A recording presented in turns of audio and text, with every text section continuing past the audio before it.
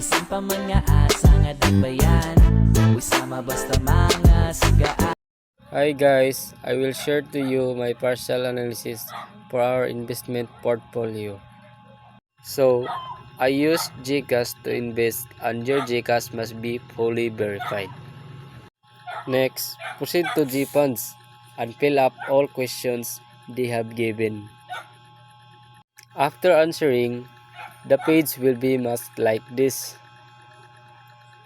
I use Atra medium term peso bond for as low as 50 pesos.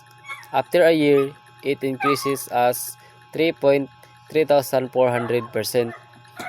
So, my learning outcomes in this investment is that even I invest 50 pesos only, I can see the history transaction about my investment and I know it will be safe and if it increases even a little.